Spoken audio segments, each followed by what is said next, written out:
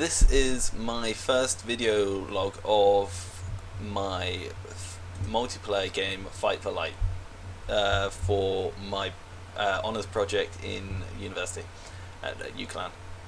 And my proposal was to have a multiplayer game that dynamically switches between asymmetric and symmetrical gameplay.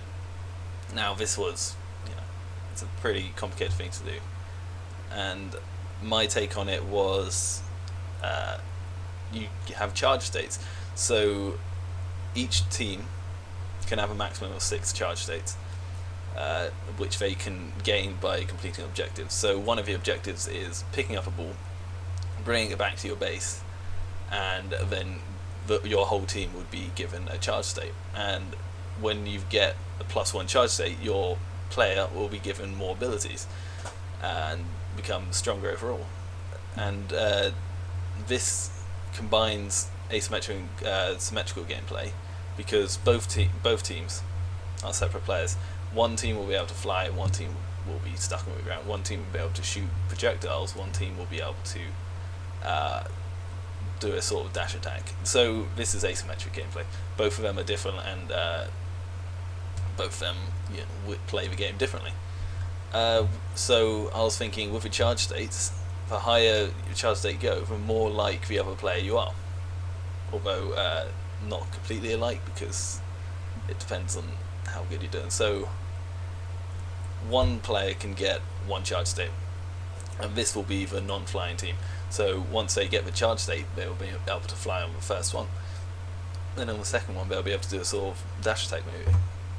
This is what I still need to work out, but the more charge states you get, the better your player is. And I can show you the base multiplayer game I've made in Unreal Engine 4 with blueprints. So this is the magic team. They can shoot projectiles and stuff, and what you do is pick up these balls and bring it back to your base. And now this guy can do a sort of jump attack, or jump really, and then you can get another one, bring it back to your base, and now this character can fly like this guy. And so the magic character right now is much more damaging than the energy character. So the energy character is a flying ball thing, and they can then pick up this ball, bring it back to their base. They lost their charge states, and then they lost the ability to fly. And I bring this, and now I will be able to shoot. And so the abilities will carry on like this, going to a maximum charge of 6. So this radius, once you're inside it, you get a +1 charge state, but only to the players inside it. So all the other objectives grants the whole team the charge states, but this one only gives you 1 while you're inside the radius. And the more people inside the radius, the smaller it'll get. So that's our objective. You know about the base and ball objective. This one is the core, and this is going to be the main objective which everyone's fighting over. It's the higher risk for reward. So you need to wait inside this. It's sort of king of a hill. You wait inside till the count's at 10, and once it's at 10, the team is given a +3 charge state. So now this character is pretty fast and damaging, and has a lot more stamina. So you can see I can do a lot more damage than I could previously.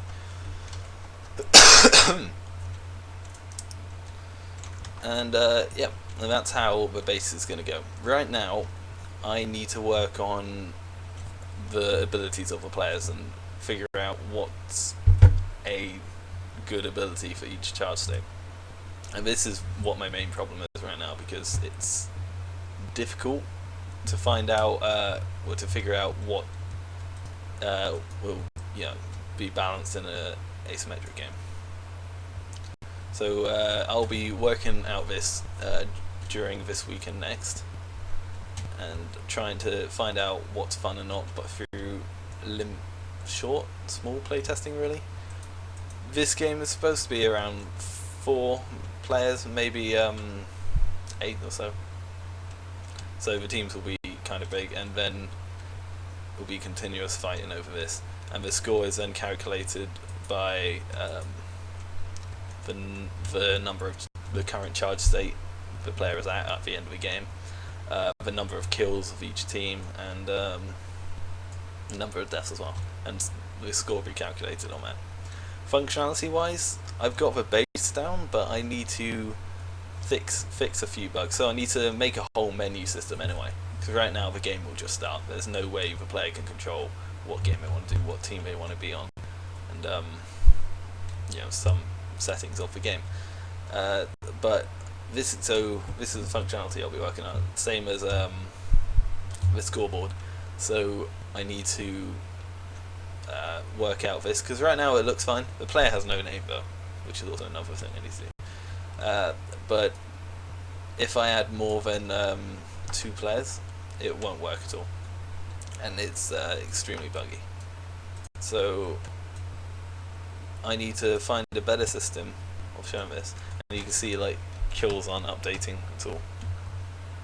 So once I sort out this system, I'll be able to find out what works. So I believe it doesn't update. It will not update when you set it to visible. So you open up the scoreboard once, and that's it. It won't change after that. And yeah, all these bugs I'll need to sort out. It's mainly I need to learn how to use multiplayer properly in Unreal. I still haven't gotten the full hang of it, but I've made improvements on it by just getting the thing working. But yeah, so that's my current progress of the game, and I'll be doing another log next week, I believe. So yeah, bye.